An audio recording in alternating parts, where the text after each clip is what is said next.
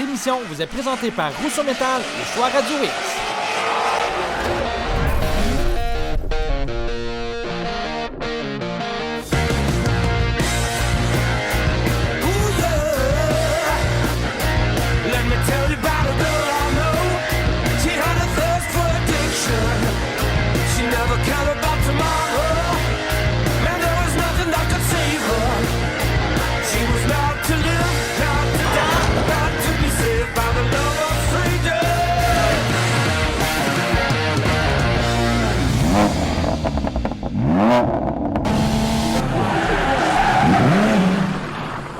Salut tout le monde, on vous souhaite la bienvenue à cette nouvelle émission de Festidrag.tv en direct du Salon Autosport de Québec.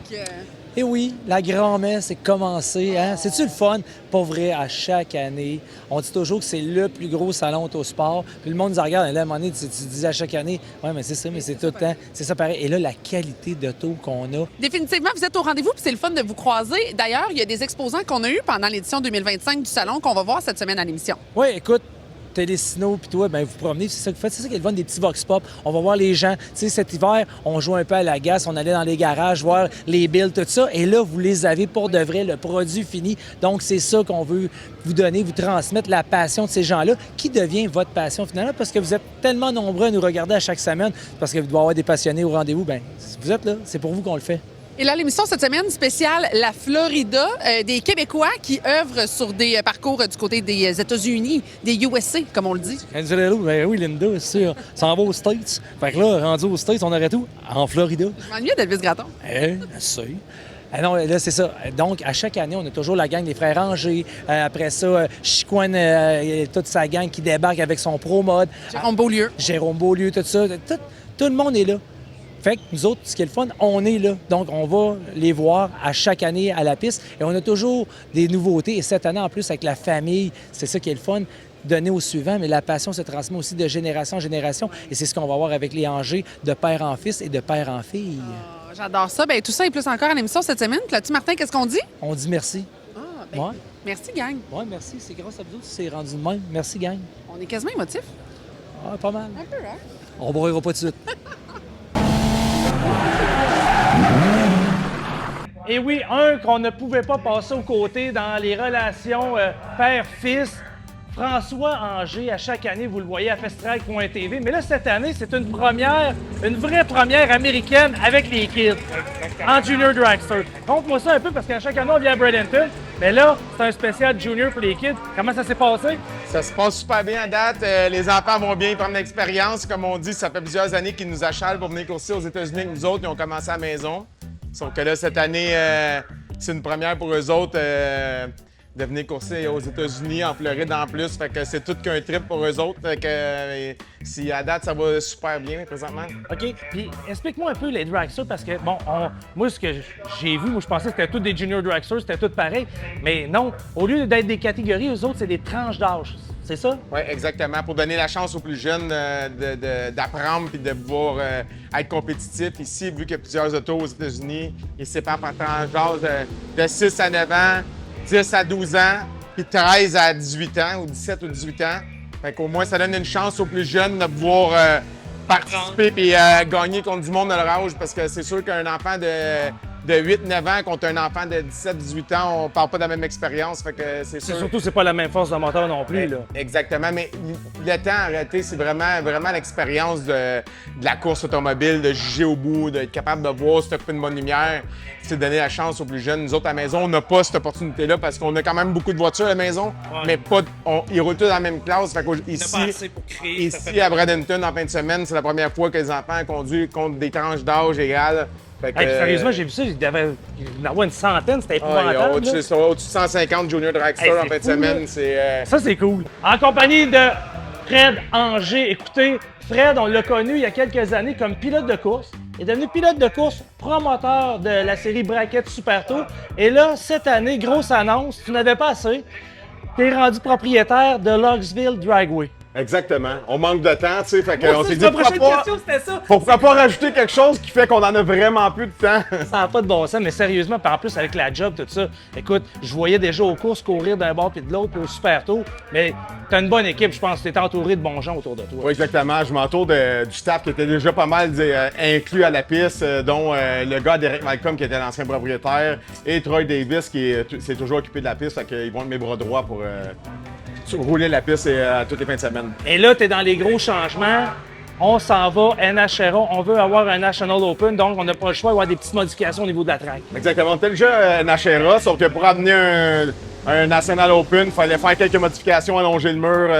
Il y avait encore un petit peu de gazon au bout de la piste. On enlève tout ça. On met un gros investissement cette année pour faire un gros...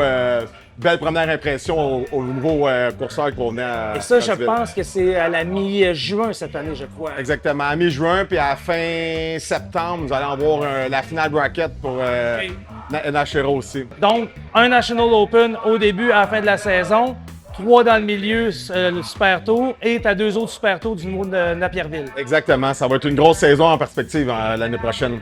Logan, écoute, c'est ta première fois aux États-Unis. Ouais. Ça fait déjà 3 ans que tu cours en Junior Dragster. C'est quoi qui t'a donné la piqûre? Ben, mon père, il m'a intéressé à faire ça quand il a commencé à courser. Mon frère, il avait commencé. J'avais demandé à mon père de commencer un peu à pratiquer avec mon père. Il m'a dit oui, puis c'est ça qui m'a intéressé à courser. Après, j'ai commencé, j'ai devenu plus vieux, avec plus de moteur, de plus de force, plus de junior. Là, c'est-tu, justement, parlons-en des forces, parce que là, ton Junior Dragster que t'as là, c'est pas celui que t'avais au début. T'as évolué d'année en année. Avec les moteurs. Et là, aujourd'hui, c'est-tu à ton goût? Ça va-tu assez vite à ton goût? Ben oui, j'ai essayé lui avec mon frère l'année passée. Ça roule un peu plus vite, mais j'aime plus le mien parce que ça tire moins un peu. Il faudrait que je m'habitue avec lui à mon frère avant.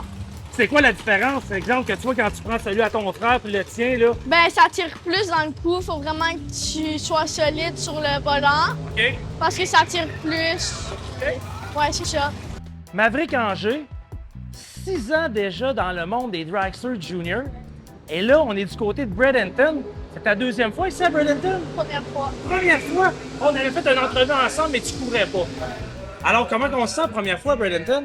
Ben c'est plus difficile comparé au Canada, mais plus de voitures, plus long à attendre.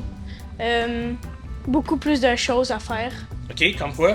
Ben, beaucoup plus d'entretien. La journée est longue, fait que des fois, s'il pleut, il faut plus s'en occuper. Abrier les Ouais. véhicules. Et là, toi, tu t'occupes de ton dragster au complet, la pression des pneus, l'huile, regarder l'huile, mettre de l'essence dedans aussi. Tu fais tout ça au complet. Ouais, Ça, c'est normal. ouais. Tu as C'est toujours une fait habitude. ça? Ben, j'ai commencé à faire ça plus il y a 2 ans. Puis je commence à faire partie de ma routine. Et là, la prochaine étape, veux pas, là, t'as vécu avec les plus tout ça. Est-ce que tu es encore un autre junior dragster, puis éventuellement un dragster ou une voiture à porte? Qu'est-ce que tu aimerais ça? faire dans le Ben, futur? j'aimerais plus avoir un dragster qu'une voiture à porte. Pour un début, j'aimerais mieux un dragster. Après, peut-être une voiture à porte, parce qu'une voiture à porte, c'est plus difficile et tout. Puis, ouais. C'est cool ça. Ben, Crime, bonne chance. Merci. En compagnie de Ellie Anger, la seule fille du clan Anger en fin de semaine aux courses avec ton junior dragster. Comment ça va? Bien, C'est une première pour toi aux États-Unis. ouais. Puis un peu nerveuse. Pas tant. Ah, pas tant, non, ouais, ça te fait pas différence, tu sois au Québec ou tu sois aux États-Unis. Non, mais c'est juste qu'il y a beaucoup d'autres voitures. Fait que dans le fond, c'est plus gros. Ça, Ouais. c'est la seule différence. Y a-tu plus de filles ici aux États-Unis? Ouais, ben, c'est sûr qu'il y a plus de chars, fait qu'il y a plus de filles, plus de gars. Mais quand même, ça dépend des tracks. Mais ici à Bradenton, pour toi, c'est-tu la première fois que tu vois autant de filles en junior dragster? Ouais. C'est hot, hein? Là, ça a l'air que tu n'as sorti une plus vieille que toi en plus. Comment tu t'es senti? T'as-tu aimé ça? Bien. C'est cool, hein? Salut, je m'appelle Logan Anger. Vous regardez festidrive.tv.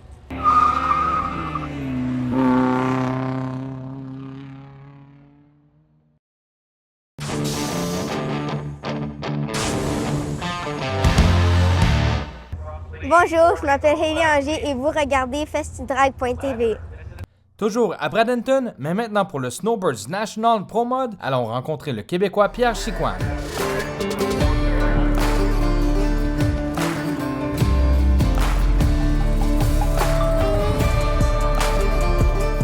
Du côté de Bradenton Motorsports, du côté de l'ouest de la côte floridienne, en compagnie de Pierre Chicoine. Vous savez, Pierre, à l'époque, on l'a connu avec les festidrags un peu partout au Québec. On s'est promené pendant des années ensemble.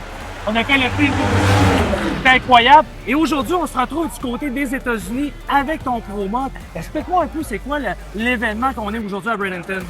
L'événement qu'on a aujourd'hui, c'est l'événement des Snowbirds National. Ils font ça une fois par année. OK. Il va y avoir 52 inscriptions de voitures aujourd'hui. Ils vont en qualifier probablement 38 ou 32. Et puis présentement, bon, on a été qualifiés. On va faire partie du programme dimanche matin. Donc, c'est la crème de la crème des ProMod ici en Floride. Oui, c'est contre les meilleurs. C'est la crème de la crème.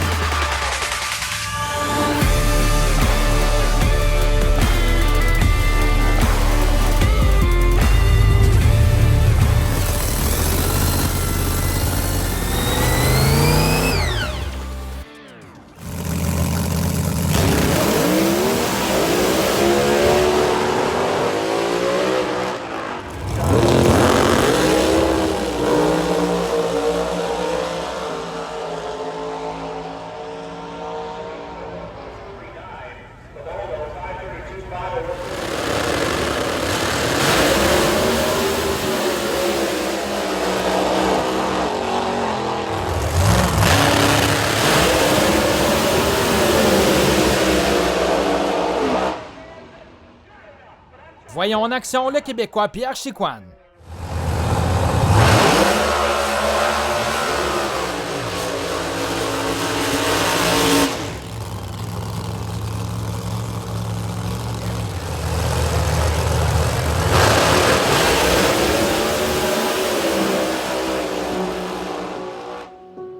Malheureusement défaite par quelques centièmes de seconde de Pierre Chicoine.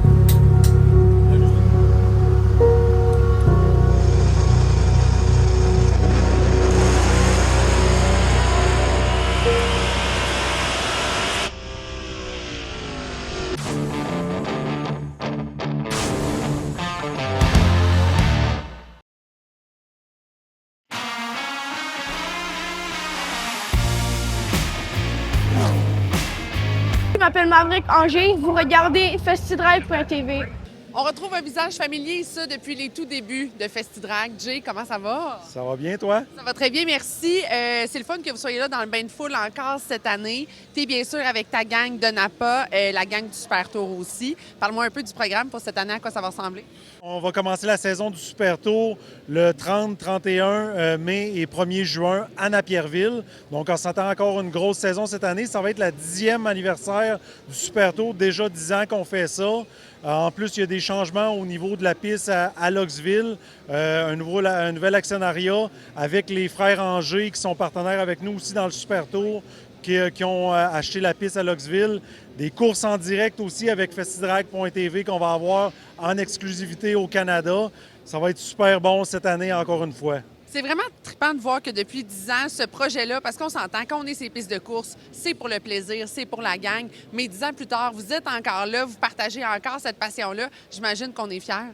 Ben oui, c'est un projet initialement qui était vraiment par les coureurs pour les coureurs, parce qu'on est tous des coureurs, les frères Angers, moi, on s'est réunis ensemble, puis on a décidé de faire des courses qui allaient avantager les coureurs. Puis après 10 ans, on a encore autant de gens qui viennent participer à nos événements. C'est la plus grosse série d'accélération dans l'Est du Canada. Puis en raison que c'est des courses braquettes, on est capable d'inclure beaucoup plus de gens. Donc, on a vraiment un gros taux d'inscription. Puis on a un bon succès avec ça. Puis je pense que c'est là pour rester. Puis on aimerait vraiment ça, refaire un autre 10 ans encore. Et là, je veux qu'on parle un peu de ton dragster. Moi, c'est dans nos premiers moments de FestiDrag, c'est ce genre de bolide-là qu'on suivait, entre autres. Le tien est magnifique. Tu collabores encore avec la gang de Napa. J'imagine qu'on est heureux de cette collaboration-là. Bien oui, je suis heureux de la collaboration avec Napa. Je suis propriétaire d'un magasin aussi. On est bien impliqué avec Napa. Puis on est content aussi de la venue de Napa avec le Salon Autosport. Ça fait une belle visibilité pour tout avec l'auto de NASCAR, avec tout ce qui est le côté véhicule électrique qui s'en vient très présent sur nos routes puis dans notre marché. Napa est à l'avant-garde aussi de ça pour les véhicules électriques. Donc, on a un beau kiosque qui jumelle autant le racing que l'avenir avec les véhicules électriques. On est bien fiers d'être présents au Salon Autosport. Et là, je sais que bien sûr, tu cours aux États-Unis. Ça a bien été pour toi cet automne? Oui, bien, à toutes les saisons, avec mon partenaire de course, Kevin Poitras, on va tout le temps faire une course ou deux aux États-Unis. En septembre dernier, on est allé au $1 Million Race. C'était à Saint-Louis, dans le Missouri. Puis j'ai quand même bien performé. J'ai terminé dans les 32 derniers pour la course du million, qui représente, dans le fond, sur 500 voitures qui étaient inscrites. Donc, ça a quand même bien été. Malheureusement, une lumière rouge, 9 millièmes de seconde, m'a empêché de continuer plus loin. Mais la bourse totale pour le gagnant de cette course-là était de 250 000 US. Donc, on était bien près du but, mais quand même une belle expérience. On va retourner aussi cette année. On va faire plusieurs courses, Ontario, Québec, puis on va aller aussi à plusieurs courses aux États-Unis. Donc, on a hâte que la saison commence. Puis tu le vois avec le calibre nécessairement au Super Tour. Quand tu arrives en sol américain, c'est quoi les grandes différences qu'on voit? C'est le même calibre. Les courses Super Tour sont aussi serrées qu'aux États-Unis. La seule différence, c'est qu'il y a 4 fois plus de coureurs. Donc, tu sais, aux États-Unis, on va avec des 500 inscriptions. Donc, il y a vraiment beaucoup de monde. Donc, c'est plus long de se rendre en finale. Bien souvent, c'est une ronde ou 2 rondes supplémentaires que tu dois gagner pour te rendre en finale. C'est toujours 2 par 2. Les gagnants reviennent, les perdants s'en vont souper. Fait qu'on espère toujours que le souper est le plus tard possible. Ah, mais c'est vraiment trippant. On va vous souhaiter, bien sûr, une belle saison cette année avec le Super Tour. Bon 10e anniversaire. C'est toujours un réel plaisir de te retrouver au salon à chaque année. Merci beaucoup.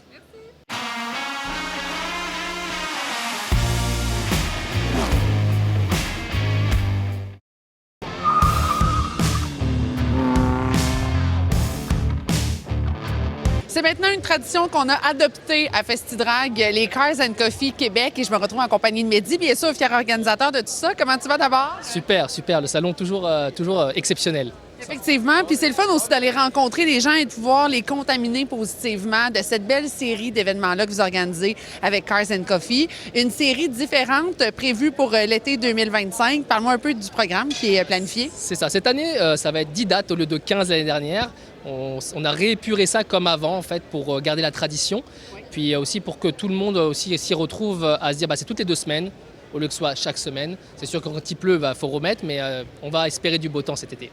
Et là, tu le dis, programme plus aéré, ce qui permet aussi plus de latitude, j'imagine, si Dame Nature n'est pas de notre côté. Exactement. On laisse un peu de latitude pour pouvoir se réorganiser avec les hôtes et nos partenaires pour pouvoir justement satisfaire tout le monde. Pour quelqu'un qui n'a jamais vécu un événement Cars and Coffee, comment ça fonctionne? En fait, faut nous suivre sur Facebook déjà, premièrement, et Instagram maintenant aussi.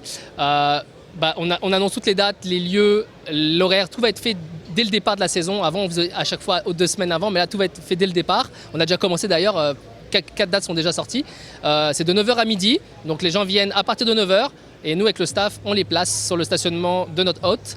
Puis ils viennent prendre un café, voir les partenaires, et puis jaser. C'est du réseautage professionnel, ça peut être autour de l'automobile, autour de plein d'autres choses. Bref, c'est le fun. Est-ce qu'il y a des véhicules en particulier qu'on aime voir dans un rendez-vous Cars and Coffee? C'est sûr que chez nous, au Québec, on aime tous les types de véhicules. On n'est pas à se dire on veut une Ferrari, une Lamborghini. C'est sûr que c'est le fun, que les gens viennent voir ça, mais on accepte tous les véhicules.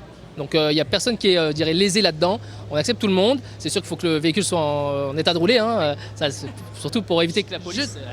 Juste pour votre propre sécurité. Exactement, mais c'est ça. Mais on a quand même des belles voitures qui viennent à chaque fois. On est très content à chaque fois de les accueillir. Donc venez avec vos autos, on est là.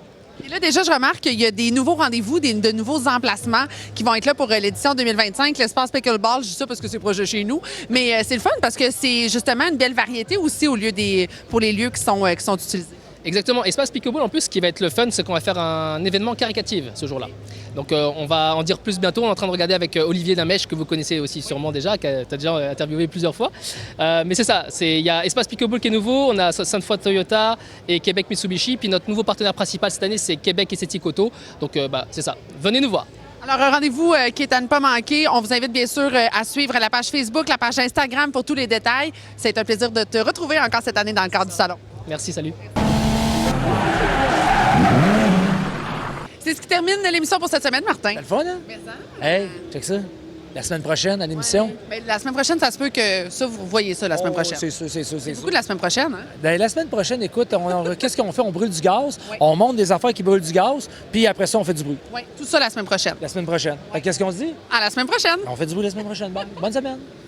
Cette émission vous a été présentée par Rousseau Métal et Choix Radio X. Bye, bye.